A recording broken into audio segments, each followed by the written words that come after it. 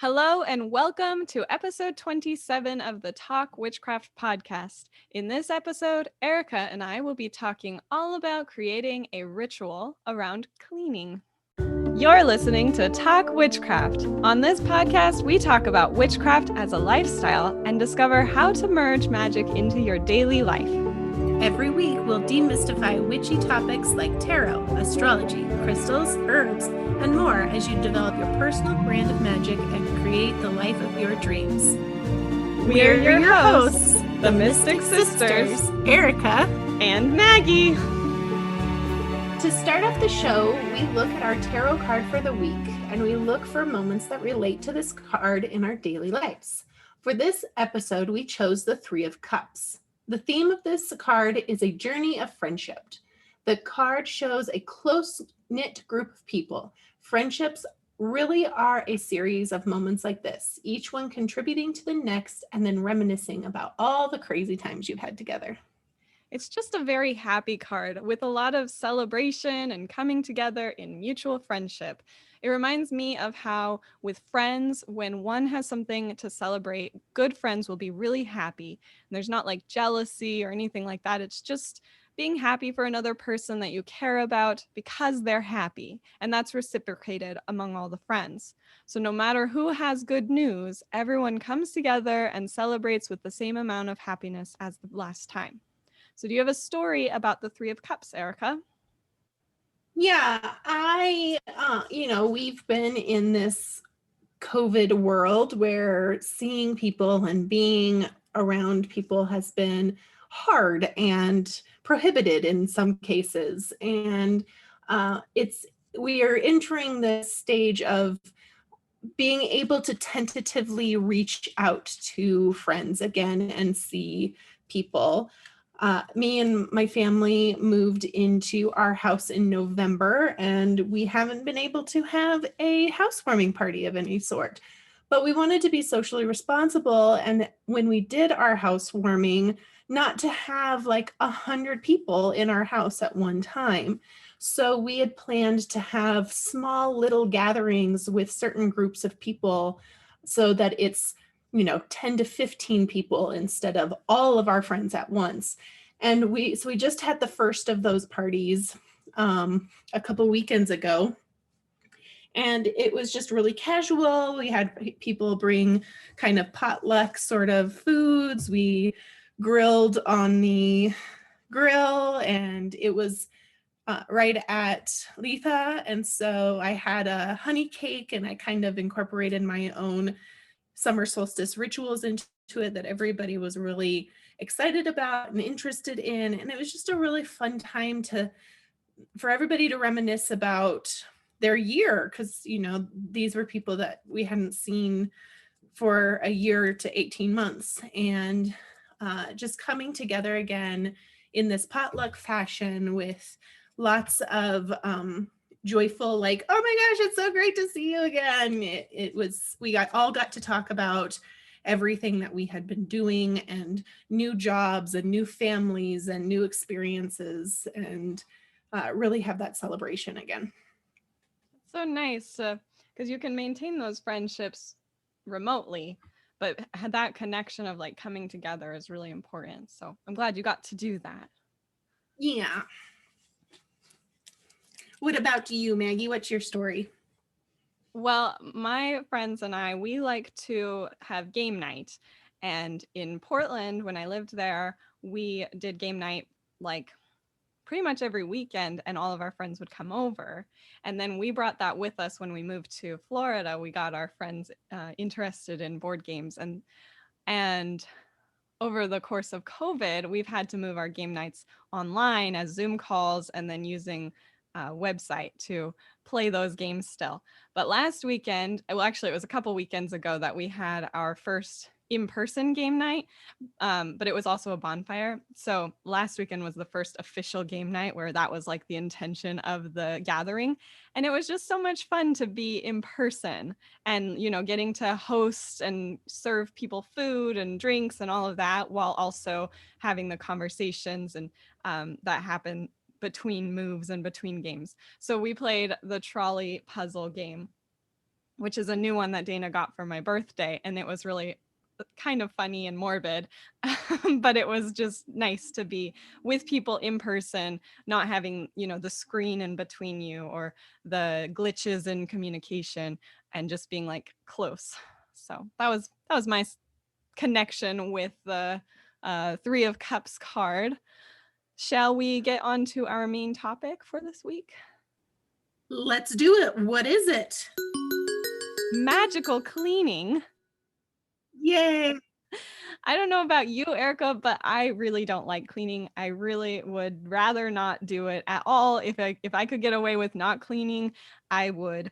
But especially as a person with ADHD, I have lower dopamine production than like a neurotypical person. So I often feel like there's always something, more fun, more interesting, and it's really hard to motivate myself to do something that I don't see as fun, no matter how important it is. So how do you feel about cleaning? Do you feel the same way, or do you like it?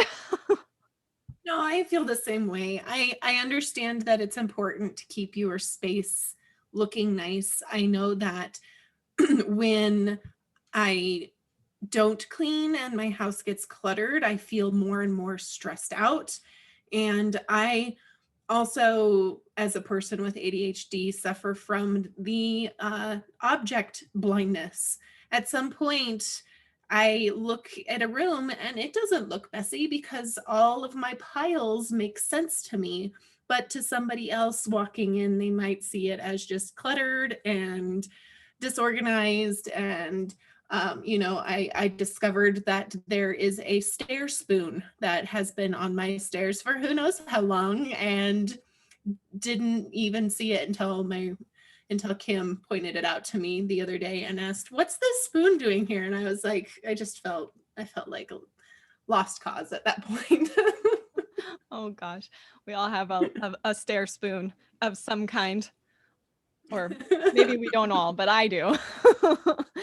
Well, regardless of how you, listener, feel about cleaning, if you're like Erica and I, or if you are, somebody who loves it, which maybe you're a Monica or something, it's really important to keep things clean, not only for health reasons because of sanitation, but also for spiritual health, because like Erica said, the stress that comes in from the clutter and things like that, and it's good for mental health as well. So can you tell us why it's important to keep things clean, Erica? Sure. In some ways, cleaning, both physically and energetically, ties us back to what we were talking about in terms of maintaining a sacred space a couple episodes ago. It's a never-ending process of evaluating the things in your life and letting go of what no longer serves you. It's the process of releasing anything that is not helpful in order to welcome beneficial energy. Yeah, and another thing with ADHD is the executive dysfunction. So it can feel really overwhelming to think about all the things you have to keep up on when you have more space.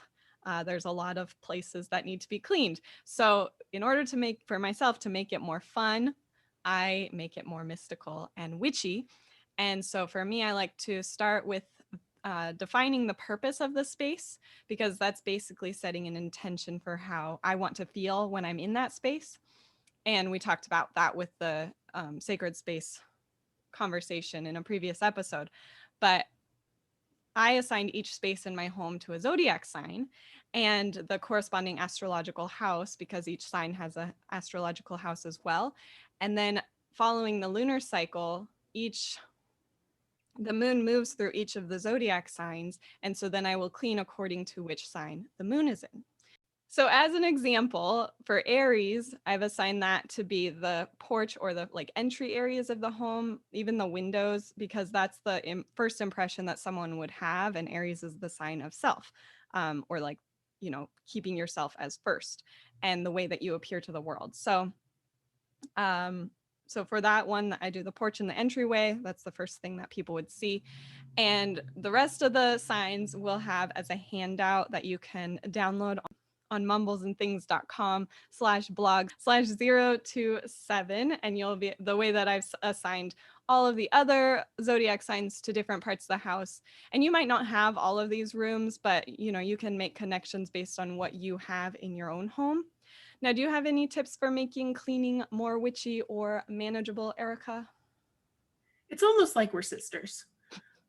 Because I do much the same thing, and I don't think I go quite into the depth of, the zodiac piece, but I definitely have zones that I tackle one at a time. And I think that that's just helpful because then you're not feeling overwhelmed by having to get it all done in one go or one weekend, and you can kind of spread it throughout your week and throughout your month. And there's also not such a feeling of letdown and disappointment, which is not great for the ADHD brain if you miss one. So, if it, let's say, when the moon is in Aries and I miss cleaning my front door one month, like there's still tomorrow. There's still the next thing that I can do in the next cycle of the moon, and I can get to it next month. And it doesn't feel quite as detrimental.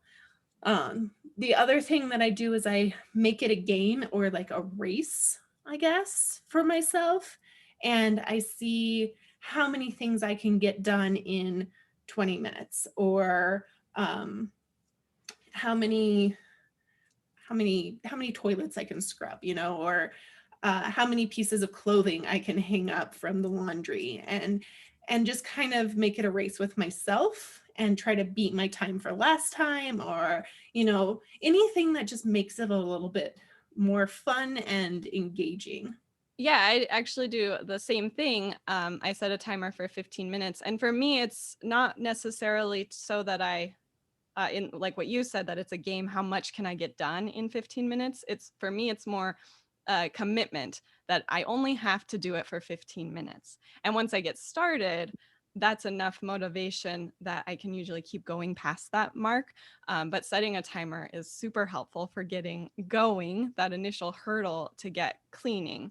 And then it becomes more meditative, which I think a lot of people enjoy about cleaning. So people who do like cleaning find it to be really calming, I think. Mm-hmm. But anyway, we talked about the energetic cleansing last week as part of the preventative protection measures. So we're going to talk a little bit more about physical cleaning in this episode and decluttering those objects that are, blocking the flow of energy in the space. And so we talked about the timer. That's my first step. And then depending on how long it's been since I last decluttered, I'll take 2 garbage bags and a box or a basket. And what's the next step there, Erica, for decluttering?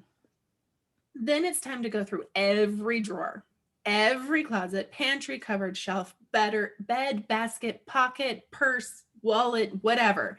It's, in that space. So let's say we're cleaning the bedroom, you go through everything in the bedroom. And sometimes I will literally take out everything from a drawer and just like dump it on the bed. And I look at each of the item and I consider whether it's it's in the right space, if it's serving its purpose, or if it's something that I can let go. So if it does serve its purpose, I set it aside out of the way so that it can be cleaned and returned after I clean out the drawer, or after, clean off the top of the shelf.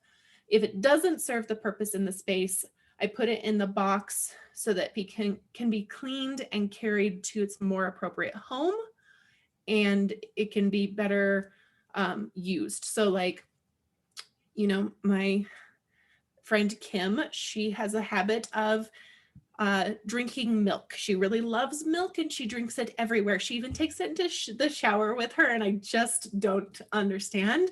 But she has a very bad habit of leaving her glasses all over the house. And so this would be a case of her putting the glass into that box, and then she can carry it, all of the glasses, back to the kitchen where they live and where they better serve their purpose. Or your spare spoon could also go in the box. My stair spoon can go in the box. But if it's usable but no longer needed in your space, then it's important to bless it, say thank you to it, and then put it in the garbage bag so that it can be given away, or if it's not usable anymore, to put it in another garbage bag that can be disposed of. I think, it's silly. It's very Marie Kondo. It feels juvenile and childish to say thank you to these objects, but it's really not about believing that they can hear you. It's more about releasing that energy and saying, like, I'm done with you and it's okay for me to let you go. So it's more about, for me at least, that piece of it than actually thanking the object for its time. Yeah, I totally agree because, well, sometimes I do think some objects have some sort of spirit. It's more about, I mean, I have hoarder tendencies where I'm like, but I might need this someday. Like, especially Mhm. jars. I collect witches, we collect jars, and sometimes you don't need that many jars, Maggie. So it was, Right. it's okay to say thank you, jar, for holding the jelly, and thank you for having the potential to be a beautiful witch bottle for me, but I can't keep you. I don't have an attachment to you, and it's time for you to go in the recycling bin. So, Exactly. yeah. So what's next, Maggie? So after, evaluating each of these items in the space, it's time to wipe down the surfaces, dust, to sweep the floor, to mop the floor if necessary, wipe the walls around the area if it's time to do that. And I think it's important that as you're cleaning, as you're doing all of these cleaning actions, to keep the intention of that space in mind. So we talked about that before, is deciding what the intention of the space is. Is it supposed to be welcoming, like the front entrance? Is it supposed to be nurturing and nourishing, like in the kitchen? Is it for bedtime sexy time in the bedroom? All of these different things that you might establish your spaces to have as an intention. And then and in terms of cleaning products, most of the time, strong cleaners aren't actually necessary. So they can also even make you sick, or they can smell really bad. Like, I don't like the smell of some of those strong cleaners, especially if they have like bleach in them.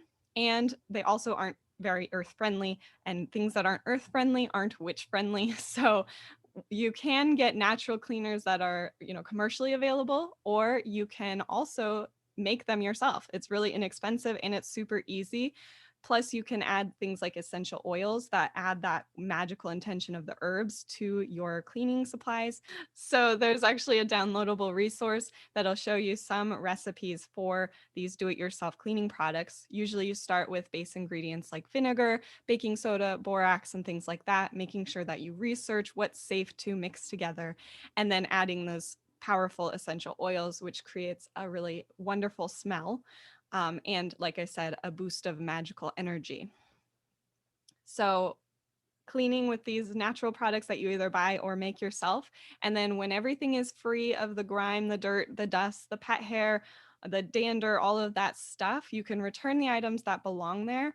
And as you begin this process of moving things around, you'll notice that things are starting to shift, but things begin to settle when you put things back where they belong. So the energy is kind of up in the air as you're cleaning and moving things around, and then it settles back down to the intention of the space.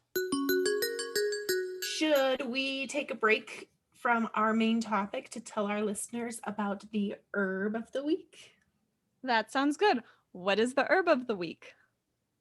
This episode is brought to you by Eucalyptus.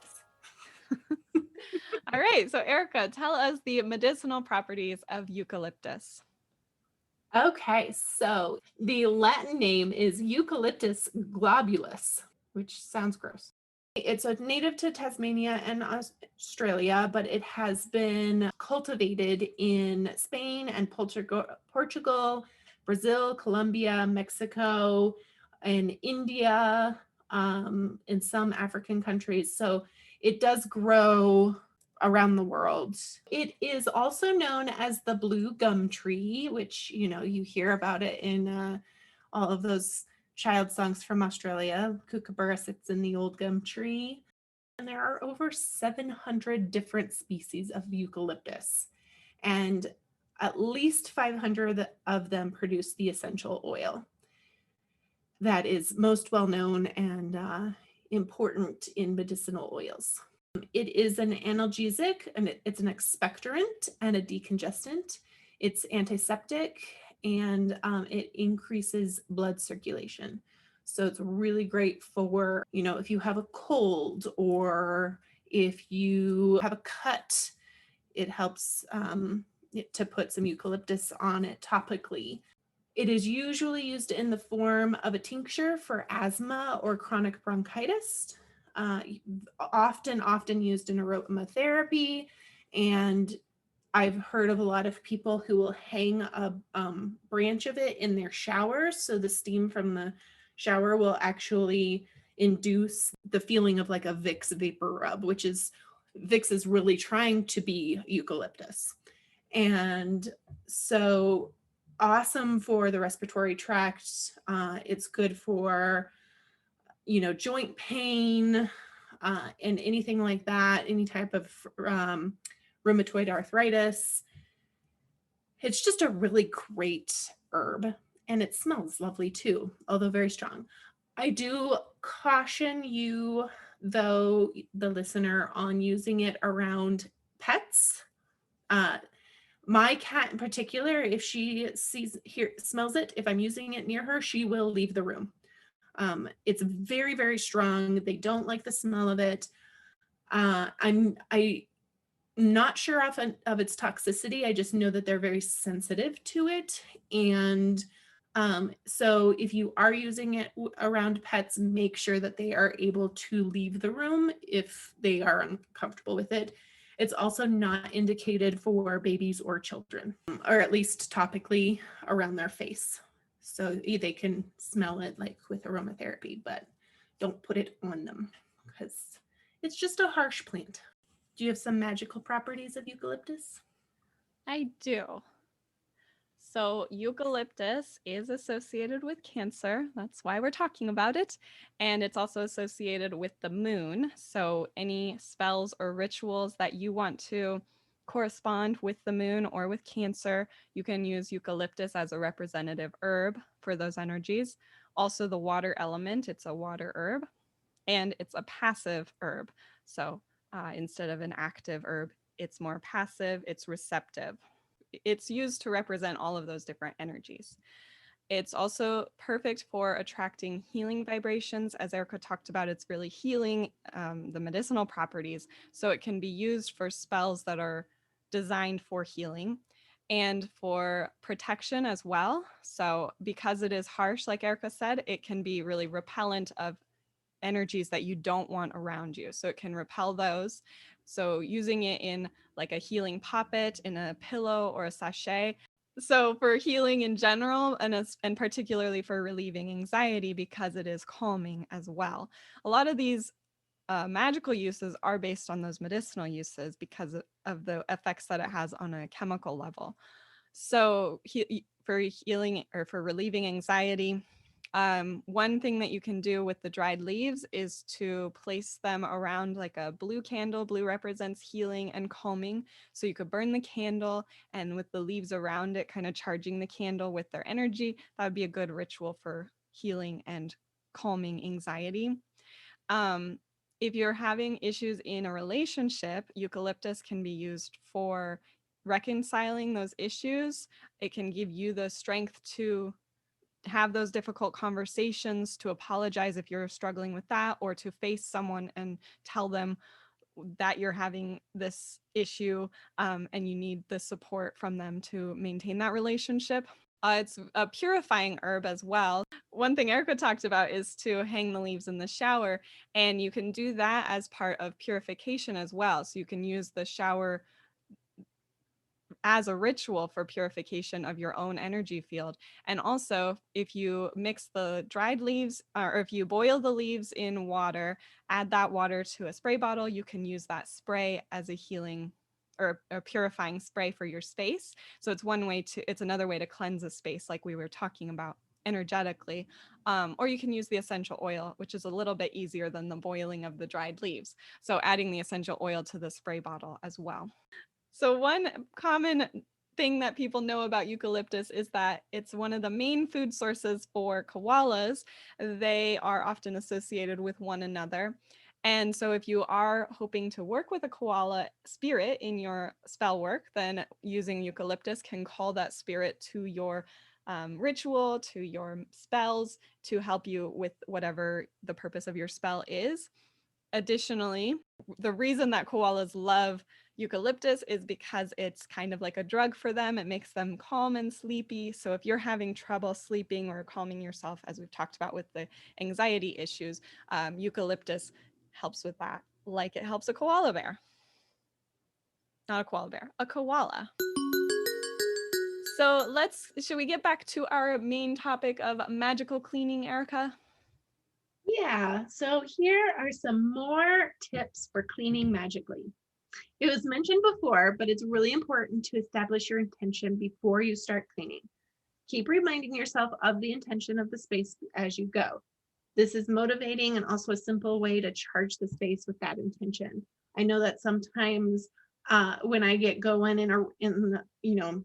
my bedroom is the one that I clean the most, but I'll just be getting going and I'll see something that I'm like, oh yeah, this is great. I love this. And if I forget that my intention is for the bedroom to be a calming space and the particular object is more of a awakening thing, you need to have that intention in there to be like, oh wait, this doesn't go here. I need to find it a new home. Or if it's the front entry, thinking of things that need to be near the front entry but don't versus the things that don't necessarily, that could be hidden away in a closet or hidden in the laundry room, so just reminding yourself constantly of what that intention is. Yeah, exactly. And then, so that's at the beginning, and throughout the cleaning process is maintaining that idea of the intention. And then at the end of the cleaning process, whenever you feel like you've, done what is needed in that space, I like to say a prayer or express gratitude in some way for the activity, for the cleaning process. So for one thing, it charges the space with the energy that I want in the space of what that intention is, and it kind of solidifies it. So basically it settles that energy into the space. The prayer or the thanks could come in many different forms. It could be, playing music, it could be dancing, singing, having sex, cooking a meal, reading a book, doing a tarot reading. Whatever is right for the space is going to set the atmosphere or the tone for the atmosphere. And it's also really important to pay attention to your emotions and use cleaning to help reset your attitude. I know a lot of people who, when they're feeling angry or stressed or another lower emotion, that they channel it into cleaning and transmute it into another emotion like accomplishment.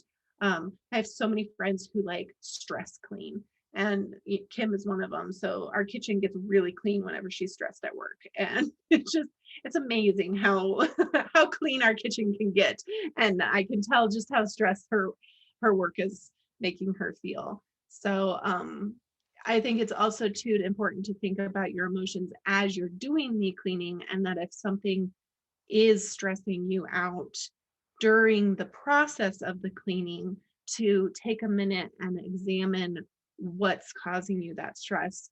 Maggie and I both lost our grandparents early, at the beginning of last year. Yeah, last year.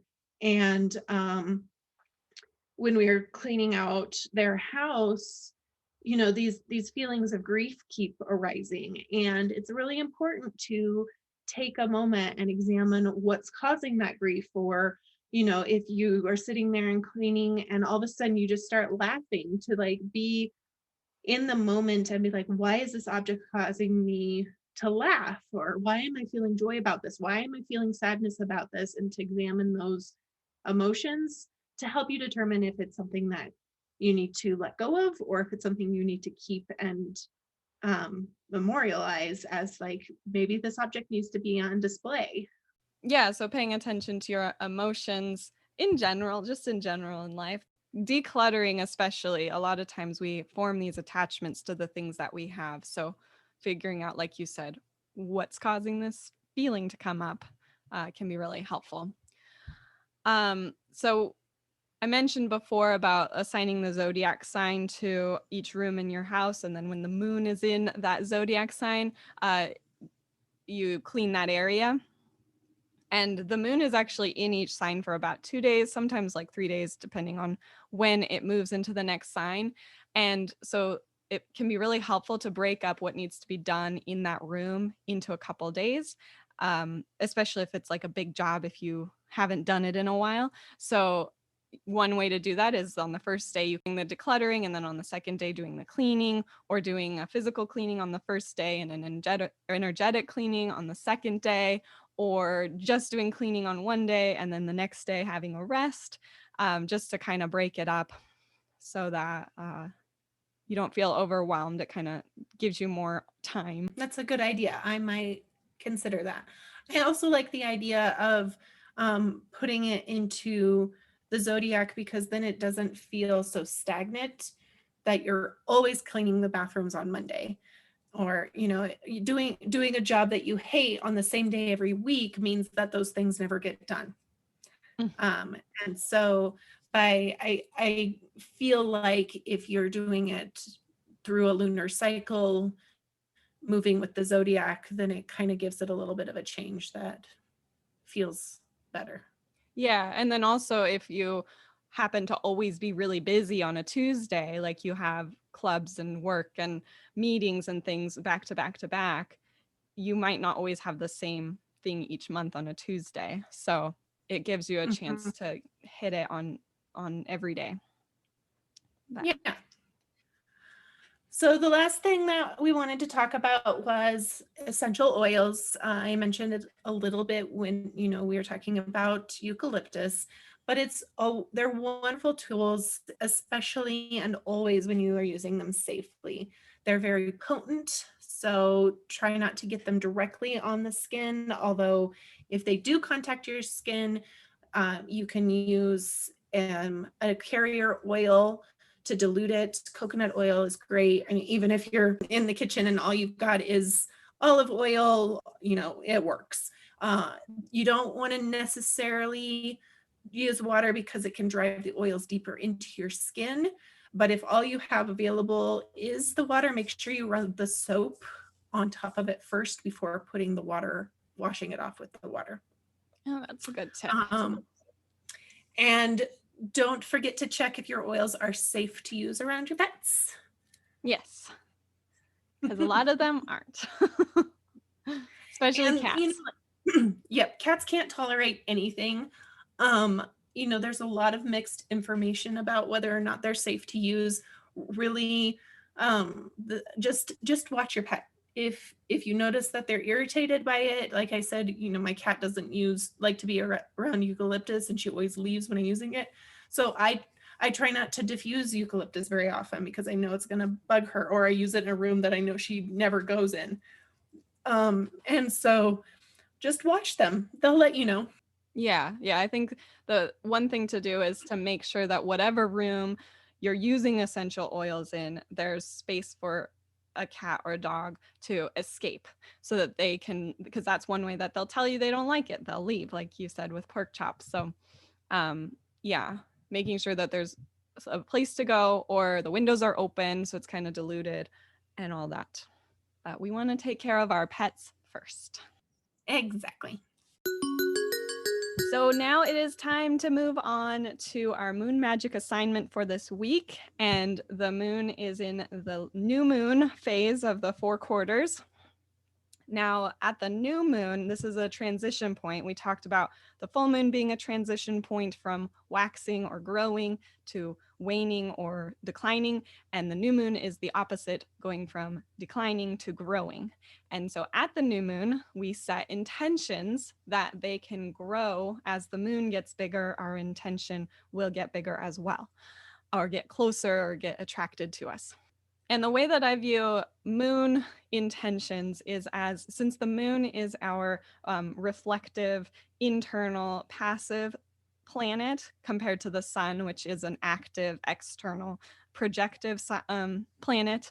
So the sun is good for setting goals that involve things that happen in your external life. So things like, career goals, relationship goals, and the moon is good for goals that have to do with your internal life. So how you feel, your belief system, what you value, and those kinds of things. So setting goals in alignment with your internal world.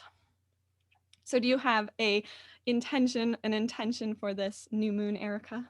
Yes, I do. So I have started a new job, and all the month of June, I was training and supervising and learning. And starting next week, I am on my own. So my intention is to ask questions and work through my caseload and be deliberate with what I am doing and make sure that I'm following all of the procedures in the ways that I'm supposed to follow it in the way that I've learned. What about you? My intention for this new moon, I've been doing a lot of reflecting on Mumbles Academy over the last couple of weeks. Many people who were members of Mumbles Academy know that we have taken it down in order to build it up again. And so now I've done so much, put a lot of thought in as the moon was waning and planning during that time. And now it's time to really get the ball rolling and building things up. So my intention is to be more intentional with how Mumbles Academy is put together. So now it's your turn. We want you to go to witchwanderer.com and find the latest game. This week we are answering a question from you all. So this question is from Katie, who asks, were you ever in the broom closet? And if so, how did you come out? And for me, I don't think I ever was in the broom closet. I was blessed with, and Maggie too, with a mom who was very interested in the divine feminine when we were growing up. And all of my high school friends were into fantasy and fairies and tarot and dressing up and going to the Ren Fair and all things witchy. And I was free to explore and ask questions and learn. And so, yeah, I don't think I was in the broom closet. Yeah, obviously we have similar upbringings because we grew up in the same house. So I feel the same way. I was always free to, explore and question things. The only time I ever felt in the closet was when going to my husband's like work things because I didn't want to be his weirdo wife or embarrass him in any way. But I did recently talk to him about it, and I'm out with his bosses and coworkers and everyone. They know exactly what I do. They some of them have read my book and everything. So then they've all been really kind and supportive, and I had nothing to worry about. So, and actually, even his boss asked if I would help her curse someone who was being a jerk at a holiday party once. So. So yeah, I don't feel like I was ever, forced into it or felt like I would be, discriminated against. It was more just like not wanting to do anything that would negatively impact his work. Yeah, and I think that that's important too, because there's something about having discretion, and then there's being forced to hide who you are, and it's I feel for those witches who can't because of family reasons or work reasons or whatever. It's hard to hide a part of yourself. So Yeah. definitely blessed and privileged to not have had to experience that. Yeah, I totally agree. Like I know I've talked with some people in the Facebook group about, losing a custody battle because of their witchcraft practice, and their ex-husband didn't want their kids raised with a witch. He wanted a Christian upbringing, and people who've lost jobs or had to hide their practice for fear of being discriminated against. So there's definitely people out there, and I do empathize with them. Before we close the episode for this week, we'll talk about the tarot card for next week, which is the Four of Cups, just counting up from 2. And so the Four of Cups is about doubt and hesitation and introspection. So we see, the character sitting by the tree, and he's looking away from a cup that's being handed to him. So it's that idea of like apathy, not really caring about the opportunities being presented to a person, also taking things really personally, and all of those kinds of things. So we'll be talking more about this next week. Erica and I will be, and we will share our stories that have to do with this energy of the Four of Cups. And as you go throughout this week, dear listeners, I hope that you look for the themes of the Four of Cups as well. You can share those with us. And if you want to, you can even leave us a voicemail. Just send it to welisten@talkwitchcraft.com. And we will play it live on the show so that you can share with our listeners your experience with this card or any of the other cards we've talked about, the Three of Cups, the Two of Cups, or the Queen of Cups.